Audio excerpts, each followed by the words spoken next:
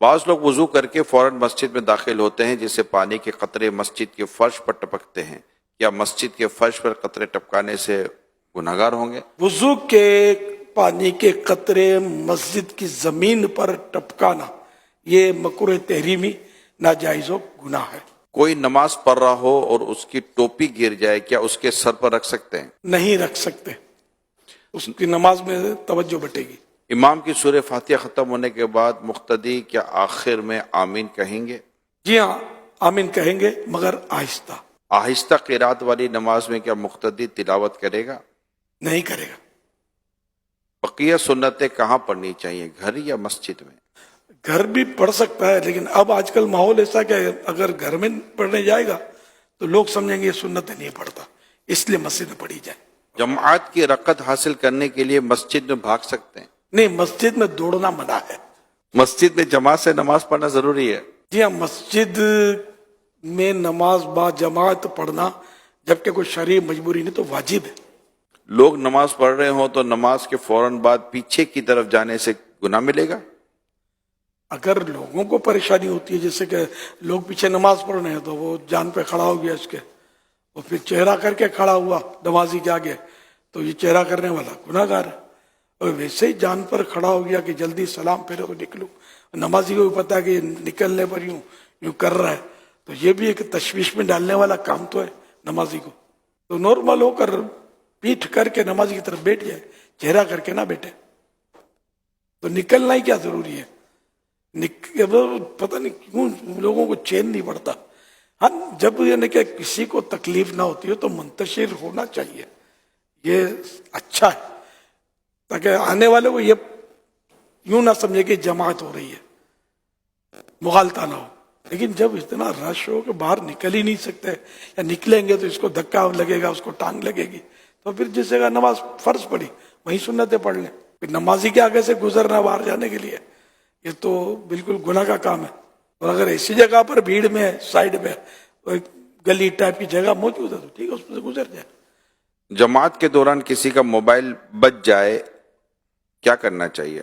اگر عمل قلیل کے ذریعے، عمل قلیل نے دیکھنے والا یہ نہ کہے کہ یہ نماز میں نہیں ہے، یا ظن غالب آ جائے کہ یہ نماز میں نہیں ہے، تو یہ عمل کثیر کہلاتا ہے.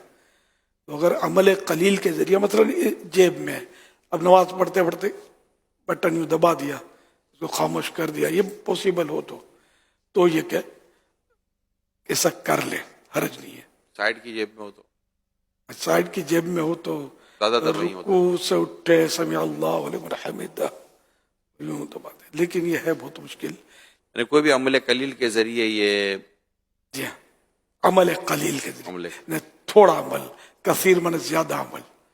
زیادہ عمل یعنی عمل کثیر کی تعریف یہ ہے کہ دیکھنے والا یہ کہے کہ یہ نماز میں نہیں ہے، یا اس کو ظن غالب خیال جم جائے کہ نماز میں لگتا نہیں ہے یہ، جس سے آپ بھلے ایک ہاتھ سے کریں، یوں کر کے یوں بند کریں، دیکھنے والا یہی سمجھے گا کہ یہ نماز میں نہیں ہے، تو پھر نماز ٹوٹ گئی. اگر عمل قلیل کے ذریعے بند نہ ہو سکے اور آواز ایسی ہو کہ سب کو ڈسٹرب کر رہی ہے، ہاں تو نماز توڑنی پڑے گی، عمل کثیر کے ذریعے بھی کرنا پڑے گا.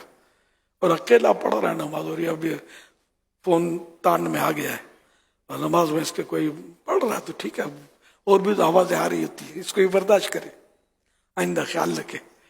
اس میں اگر آپ یہ مشورہ دے دیں، بلکہ تاکید کر دیں کہ موبائل فون میں اول تو میوزک ہی نہ رکھا جائے، وہ تو ویسے ہی شرعاً درست نہیں ہے. یعنی موبائل فون سائلنٹ کر کے ہی نماز پڑھے، لیکن اگر میوزک رکھتے ہیں اور کوئی خدا نہ خاصا گانے کی یا اس طرح کی ٹیون رکھتے ہیں تو پھر جو مسجد کے اندر جو تماشا ہو رہا ہوتا ہے نا، اللہ کی پناہ، اللہ کی پناہ. تو ایک تو یہ کہ اپنے آپ کو بھی اس گناہ سے بچائیں کہ اپنے موبائل فون کے اندر رنگ رکھ لیں، جیسے بیل ہوتی ہے جس کے بارے میں اب اندازہ ہے کہ یہ کوئی میوزک نہیں ہے اس طرح. اور توبہ بھی کریں. اب توبہ. تک اگر میوزک سنا ہے اس کا تو دوسروں نے بھی سنا آپ کے وجہ سے، یہ نہیں سمجھتے. میرے سنت نے بڑی پیاری بات ایک دن شاید فرمائی تھی کہ یہ جو موبائل بجتا ہے نا تو یہ موبائل والے کا تعارف ہے، انٹروڈکشن ہے اس کا. ہاں. دیکھو نا، ایسا شخص جو میوزک کا شوقین ہے، لیکن اگر اس میں سے گالی کی آواز آئے گی تو یہ بولے گا آپشن نہیں، کیا کروں، ماں بہن کی گالیاں سنتا رہے گا کیا؟ کبھی بھی نہیں سنے گا. انڈرسٹوڈ ہے کہ تو میوزک تو سنتا ہے. میوزک بھی تو کوئی گالی جیسا ہے نا, گناہ کا کام ہے نا.